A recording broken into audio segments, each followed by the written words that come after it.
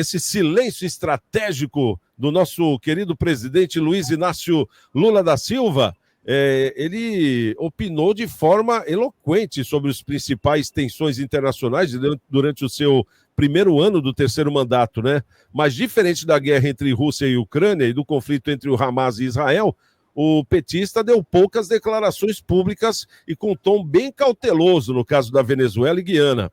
Lula se pronunciou no dia em que a Rússia invadiu a Ucrânia em 2022, dizendo: ninguém pode concordar com guerra, ataques militares de um país contra o outro. A guerra só leva à destruição, ao desespero, à fome. O ser humano tem que criar juízo e resolver suas divergências em uma mesa de negociação, não em campo de batalha. No caso do ataque do Hamas a Israel, apesar de condenar os ataques terroristas, o petista não citou o autor dos ataques, o grupo Hamas, já no dia 1º. Isso foi feito 4 dias depois. Depois, com a chegada dos 22 brasileiros que estavam na faixa de Gaza e seus 10 familiares palestinos para Brasília, em 13 de novembro, o presidente subiu o tom das críticas a Israel. No início do conflito, em 7 de outubro até 16 de novembro, o petista se pronunciou publicamente 183 vezes. Nelas, falou sobre a guerra em 38 oportunidades. Em média, uma declaração por dia sobre o assunto. Agora, no caso da tensão entre Venezuela e Guiana, o cenário é bem diferente. Lula demorou nada mais nada menos do que 23 dias para se pronunciar sobre o caso, depois que Nicolás Maduro anunciou um referendo para a criação do estado de Essequibo, hoje parte da Guiana, em 10 de novembro. Só em 3 de dezembro, quando já havia movimentação das Forças Armadas brasileiras para fortalecer a fronteira com os dois países, é que o presidente falou publicamente sobre o tema. Mesmo assim, ele disse esperar bom senso de Venezuela e Guiana para resolver a tensão. Nada mais do que isso. Paulinho, bem diferente do que das outras guerras, né? Santiago, esse tipo de conflito, esse tipo de estranhamento que está acontecendo na região norte do país só está acontecendo porque nós temos um presidente que nem Luiz Inácio Lula da Silva. Essa é a realidade. Se nós tivéssemos outro tipo de líder na nossa presidência, esse tipo de conflito não estaria passando nem na cabeça do Maduro, né? É totalmente desprezível a atitude do nosso presidente. Para não falar coisas aqui que eu vou até ser censurado e o programa vai sair do ar, né? Eu já havia falado, desde setembro, dessa movimentação das tropas Venezuela em relação à Guiana. Eu já vinha alertado isso, já havia falado, o sistema de inteligência do Exército já sabia sobre isso, e o nosso presidente totalmente ignorou as ameaças do Maduro em relação à Guiana. O presidente da Guiana, ele pediu ajuda para o Lula. Isso a imprensa internacional não fala, a imprensa, a grande mídia não fala. Ele, antes de pedir ajuda para os Estados Unidos, antes de pedir auxílio aos norte-americanos, ele falou com o Lula, pessoalmente pelo telefone, pedindo ajuda da intervenção do Lula nessa questão.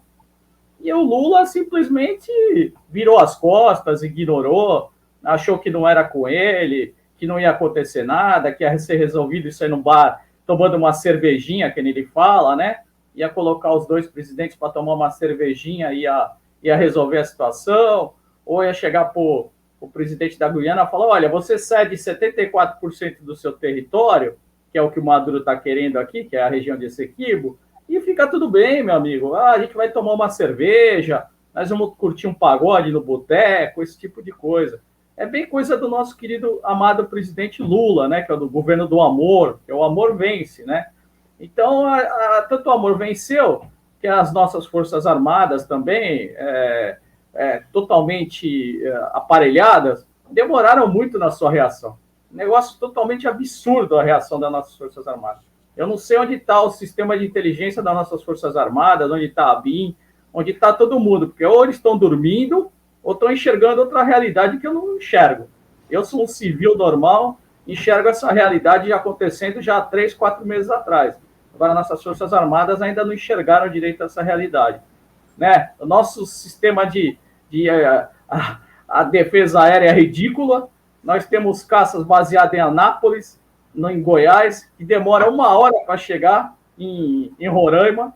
se tiver algum ataque passando por cima de Roraima, os caças os venezuelanos, eles têm 21 caças Su-30, que dá para atacar na região de Roraima, destruir todas as bases militares brasileiras sem uma reação aérea brasileira.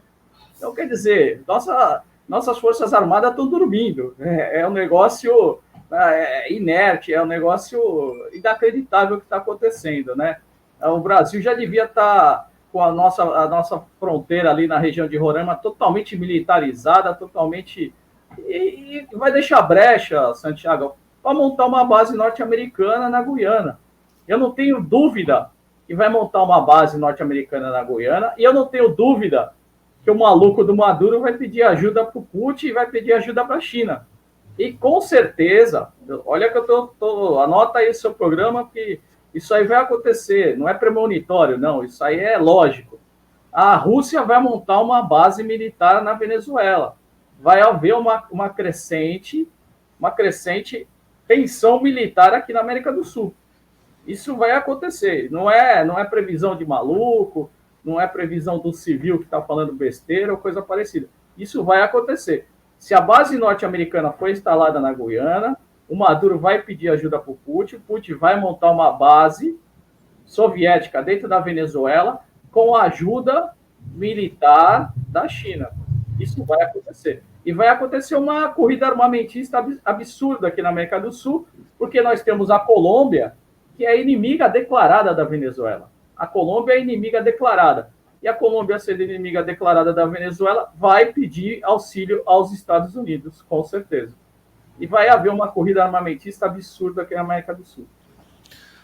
Ô, Edivaldo, é complicado, né? E ele demorou 23 dias no caso Lula, e quando foi falar sobre isso, foi porque um repórter na COP28 perguntou para ele, porque senão ele não ia falar sobre nada. E mesmo assim, você viu que ele falou, eu torço para que eles se entendam. Bem diferente do que foi nas outras guerras, o comentário dele ou não? Não, sem dúvida. Olha, eu penso o seguinte, que na realidade esse silêncio não é um silêncio de sabedoria, não, sabe? De alguém sábio que está pensando para no momento certo falar a coisa certa.